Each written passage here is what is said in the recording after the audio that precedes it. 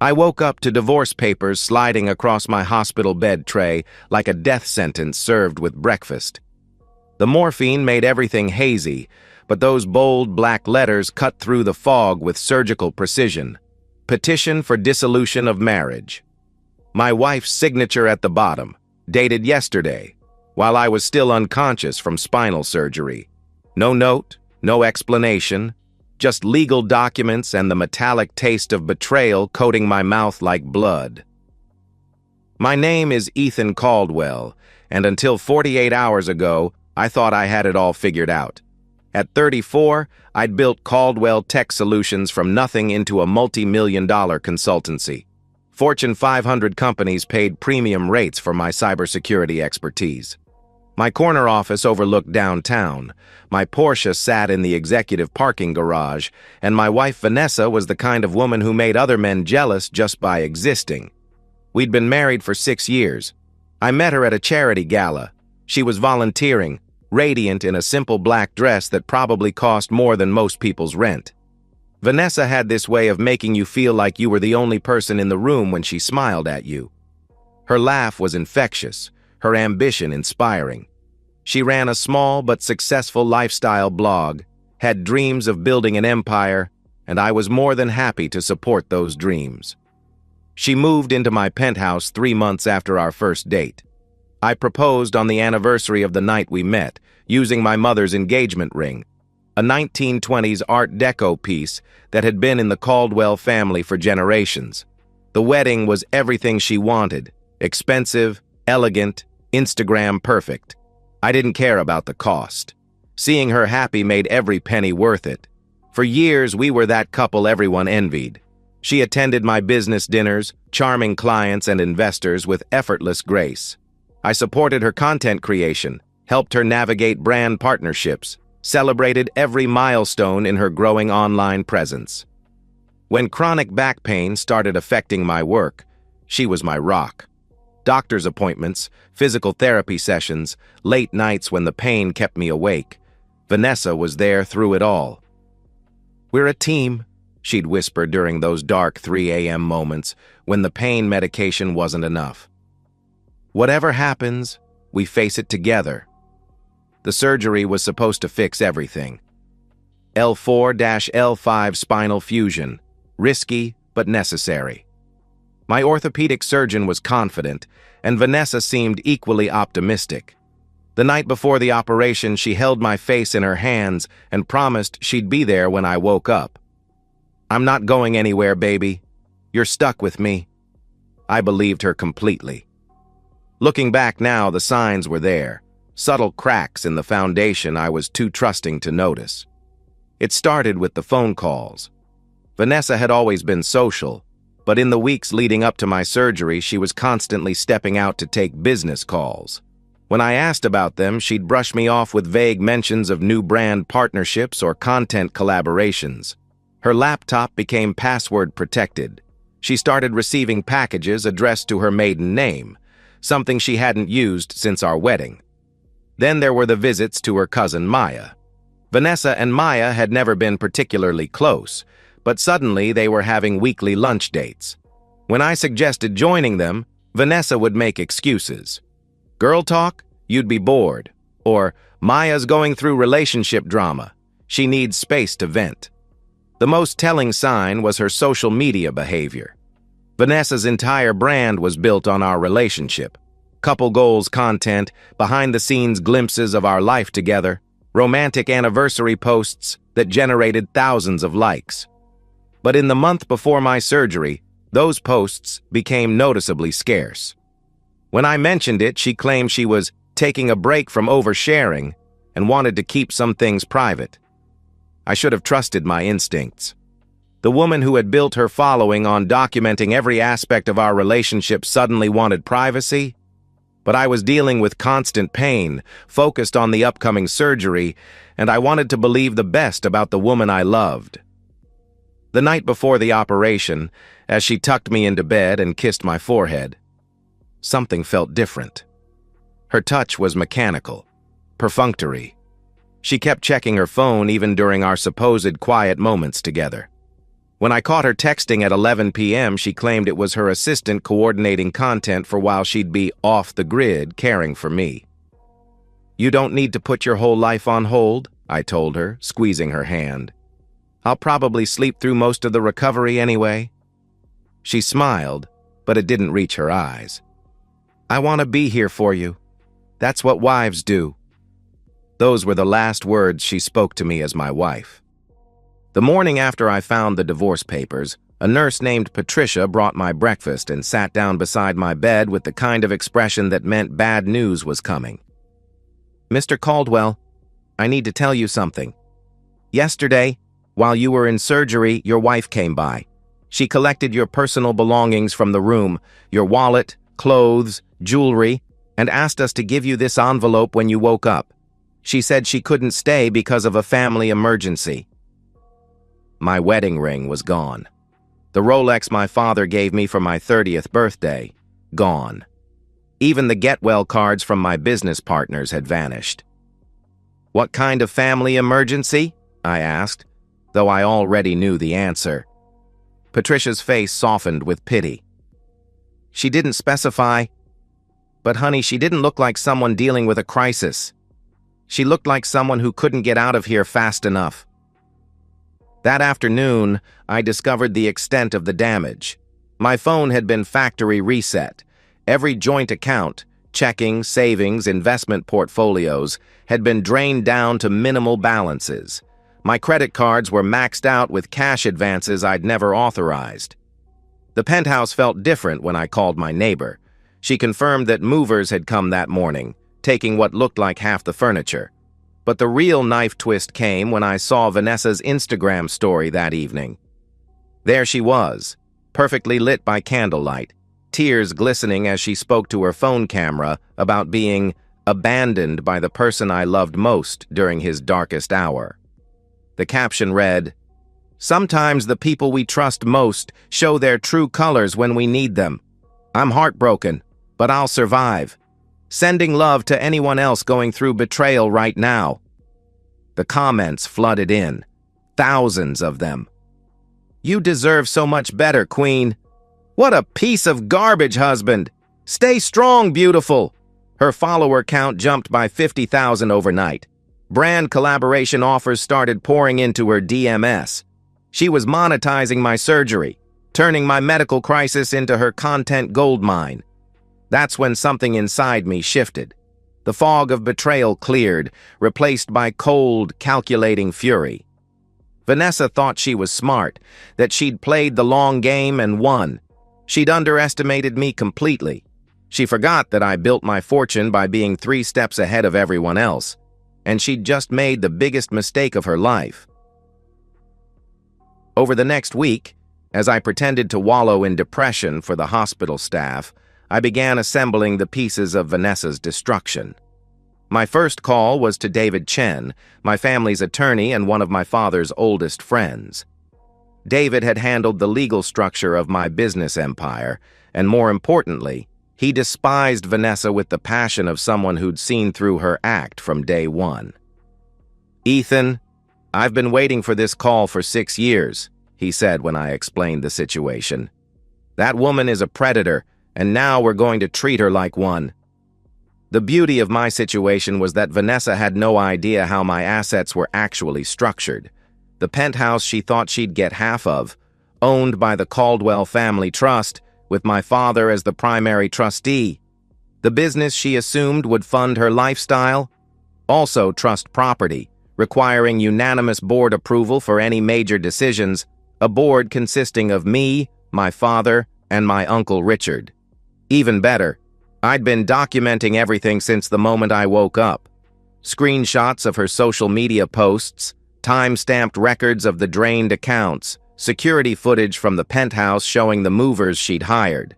Every piece of evidence meticulously cataloged and stored on encrypted servers. But I needed more than just financial documentation. I needed to prove malicious intent, and for that, I needed an inside source. Enter Maya Rodriguez, Vanessa's cousin, the same Maya who'd been having all those mysterious lunch dates with my wife. Maya and Vanessa had a complicated relationship, rooted in years of family drama and competition. Maya had always resented Vanessa's success, her perfect life, her ability to charm everyone around her. When I reached out to Maya through a mutual friend, she was more than willing to help. "She's been planning this for months," Maya told me during our first phone call. "She showed me text messages with some divorce attorney back in February, bragging about how she just had to play the loving wife until after the surgery, and then she could ghost him and take her payday. She called you pathetic, Ethan, said you were too trusting to see it coming." Maya had been recording their conversations on her phone. Insurance, she called it, in case Vanessa ever turned on her. Now those recordings were going to serve a different purpose entirely. The plan crystallized over the following weeks. I would let Vanessa think she'd won, allow her to continue building her victim narrative while I built an airtight case of fraud, theft, and emotional manipulation. My team would trace every financial transaction, document every lie, and prepare for a legal assault that would leave her with nothing but the clothes on her back. But the financial and legal destruction was only the beginning. Vanessa had built her entire identity around her online presence, her carefully curated image of perfection. I was going to systematically dismantle that image piece by piece until she became a cautionary tale instead of an inspiration. The first phase began immediately. While Vanessa continued posting her abandoned wife content and collecting sympathy followers, my cybersecurity team went to work tracing every digital footprint of her betrayal. What we found exceeded even my expectations. Vanessa hadn't just planned to leave me, she'd been systematically stealing from me for months. Cash transfers to accounts in her maiden name, forged signatures on withdrawal slips processed while I was unconscious from anesthesia, even attempts to access my business banking credentials using password recovery emails sent to her phone. My forensic accountant, Sarah Kim, laid it out in devastating detail. "She moved $400,000 from your joint accounts in the 6 hours you were in surgery. The bank has security footage of her at the ATM making maximum daily withdrawals on 3 different cards. She tried to wire transfer another $200,000 to an offshore account, but that got flagged by fraud protection systems. Meanwhile, Maya continued feeding me intelligence about Vanessa's true plans. The recordings she'd made were beyond damning. In one particularly revealing conversation, Vanessa laughed about how easy it had been to manipulate me. "He actually thinks I love him." God, Maya, the man is so pathetic. All those nights pretending to care about his back pain, rubbing his shoulders, playing nurse. I deserve an Oscar. But once he's out of surgery and all loopy on drugs, I'm gone. Clean break, maximum payout, and I get to play the victim on social media. It's actually genius. In another recording, she detailed her post-divorce plans. "I'm going to milk this for everything it's worth. Betrayed wife, abandoned during medical crisis. The sympathy content writes itself. I'll probably gain 100,000 followers just from the divorce announcement. Brands eat this stuff up." She'd even mocked my mother's engagement ring, which she'd apparently already had appraised. "That ugly old thing is worth 40 grand. I'm getting rid of it the second the papers are signed. Maybe I'll make a whole video about letting go of toxic memories when I sell it." By the time I was discharged from the hospital 6 weeks later, I had assembled a legal arsenal that would have made a prosecutor weep with joy. Bank records, security footage, recorded confessions, digital communications with divorce attorneys dated months before my surgery. Everything meticulously organized and verified by 3 different law firms. The court date was set for a Tuesday morning in October. Vanessa showed up looking like she was attending a fashion show rather than a legal proceeding. Designer dress, professional makeup, hair styled to perfection, she was clearly planning to turn even this into content opportunities. She barely acknowledged me as we sat on opposite sides of the courtroom, too busy posing for what I assumed were Instagram stories about her brave day in court. She had no idea what was coming. David stood up when the judge called the case, and I watched Vanessa's face shift from smug confidence to growing confusion as he began presenting our evidence. Your Honor, we're not here to contest a divorce. We're here to expose a systematic campaign of fraud, theft, and emotional manipulation orchestrated by the plaintiff against my client while he was undergoing major medical surgery. Exhibit A. Bank records showing $400,000 transferred from joint accounts during my surgery. Exhibit B. Security footage of Vanessa at ATMs using my cards while I was unconscious. Exhibit C. Audio recordings of Vanessa admitting to months of premeditated deception. Exhibit D. Text messages between Vanessa and her divorce attorney dated 4 months before my surgery. Exhibit E.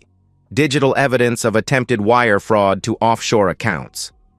The judge's expression grew colder with each piece of evidence. When David played the audio recording of Vanessa calling me pathetic and laughing about her deception, I saw her face drain of color completely. "Mrs. Caldwell," the judge said, his voice sharp enough to cut glass, "would you like to explain to this court why you believe you're entitled to any settlement from a marriage you systematically defrauded?" Vanessa's lawyer, a young public defender who'd clearly expected a simple no-contest divorce, looked like he wanted to disappear through the floor. Vanessa herself seemed incapable of speech.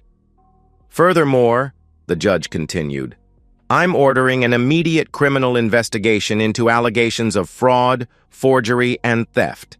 Mrs. Caldwell, your assets are frozen pending resolution of these charges. You're also ordered to repay the stolen funds with interest and penalties." The divorce petition was dismissed. The criminal referral was filed. And I walked out of that courtroom knowing that Vanessa's real punishment was just beginning. The legal victory was satisfying, but watching Vanessa's carefully constructed world crumble was pure poetry. Within hours of the court transcript being filed as public record, my PR team released a carefully redacted version to select media outlets. The story exploded across social media. Instagram influencer exposed as fraud after abandoning husband during surgery. The hashtag #Vanessa Caldwell exposed trended for 3 days. Her followers turned on her with the vicious intensity that only the internet can provide. Comment sections that had once been filled with heart-eye emojis and supportive messages became wastelands of accusations and mockery. Every post she'd made about being abandoned was screenshotted and reposted with laughing emojis. Memes featuring her face with captions like, "When you think you're the victim but you're actually the villain," went viral. The brand partnerships evaporated overnight. Luxury fashion companies, beauty brands, lifestyle products, everyone who'd been eager to work with the inspirational survivor wanted nothing to do with the exposed fraud. Her management company dropped her via a tersely worded email that somehow found its way to gossip blogs within hours. Maya, ever the opportunist, started her own Exposing My Cousin video series, revealing even more damaging details about Vanessa's character. The videos racked up millions of views, turning Maya into a minor influencer herself while further destroying Vanessa's reputation. But the most devastating blow came from an unexpected source: my mother's engagement ring. Vanessa had indeed pawned it immediately after the surgery, just as she'd bragged about in Maya's recordings. When this became public, the jeweler who'd bought it offered to return the ring as a goodwill gesture, generating even more positive press for my side while highlighting Vanessa's callousness. The financial destruction was equally thorough. The court-ordered asset freeze meant Vanessa couldn't access any of the money she'd stolen. Her luxury apartment lease was terminated when she couldn't make rent. The car payments she'd been making with my credit cards resulted in repossession. Within a month, she'd gone from influencer lifestyle to selling designer handbags on Facebook Marketplace just to afford groceries. The criminal charges moved forward with efficiency that surprised even David. Prosecutors love slam-dunk cases, and Vanessa's crimes were documented so thoroughly that her public defender advised her to take a plea deal. She received 2 years probation, community service, and a restitution order that would keep her financially ruined for the foreseeable future. But perhaps the most satisfying moment came 6 months later, on a cold February evening. I was driving through the industrial part of town when I spotted a familiar figure behind the bulletproof glass of a run-down gas station. Vanessa, wearing a stained uniform shirt, mechanically scanning lottery tickets and energy drinks for customers who barely looked at her. She'd gained weight. Her famous hair was pulled back in a greasy ponytail. The manicured nails that had once held champagne glasses at charity galas were now chipped and stained with newsprint from handling magazines. I pulled up to the pump directly in front of the window and made sure she could see me clearly as I filled my tank. The new Porsche, an upgrade from the one she'd thought she'd get half of, gleamed under the harsh fluorescent lights. When I walked inside to pay, she kept her eyes fixed on the register, but I could see her hands shaking slightly. The name tag on her uniform shirt read V. Martinez. She'd gone back to her maiden name, probably to avoid the continued internet harassment that followed her married name. "Evening," I said pleasantly, sliding my credit card across the counter. She processed the payment without a word, without looking up. Her face was hollow, aged beyond her years. The woman who'd once commanded rooms with her presence now seemed to fold in on herself, desperate to avoid any kind of attention. As I turned to leave, I paused at the door. "Oh, Vanessa?" She finally looked up, and I saw something that satisfied me more than all the legal victories and financial recoveries combined. Complete and utter defeat in her eyes. "I hope you're doing well," I said with genuine warmth. "Really? I hope you've learned from your mistakes." The lie came so easily, so convincingly, that for a moment I almost believed it myself. 6 months later, Caldwell Tech Solutions opened its new regional headquarters in a gleaming tower downtown. The grand opening was covered by business journals and local news stations. My photo appeared on magazine covers with headlines like, "Rising from Betrayal: How One CEO Turned Personal Destruction into Professional Triumph." I was profiled as a survivor, an inspiration, a man who'd overcome both physical and emotional trauma to build something even greater than before. The spine surgery that was supposed to be my lowest point became the foundation story of my greatest success. Late one evening, as I stood in my new corner office overlooking the city, my assistant brought me the latest social media monitoring report. Vanessa had finally returned to Instagram after months of silence. Her follower count had dropped from 800,000 to barely 12,000. Her most recent post, a generic sunset photo with some inspirational quote about new beginnings, had received exactly 7 likes. One of those likes was from Maya, who'd built her own following to over 300,000 by positioning herself as the whistleblower who'd exposed her cousin's fraud.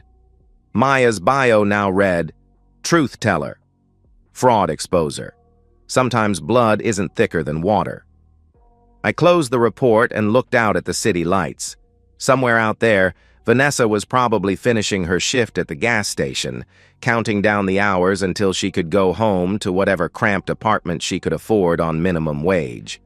Tomorrow she'd wake up and do it all again, her dreams of influencer stardom and easy money buried under the weight of her own choices.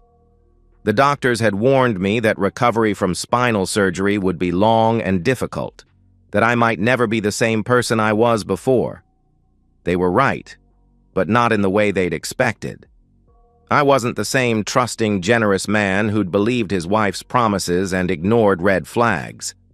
I was harder now, more calculating, less prone to sentiment. The betrayal had burned away every trace of naivety, leaving behind something sharper and more dangerous. Vanessa thought she was destroying me when she left those divorce papers on my hospital bed.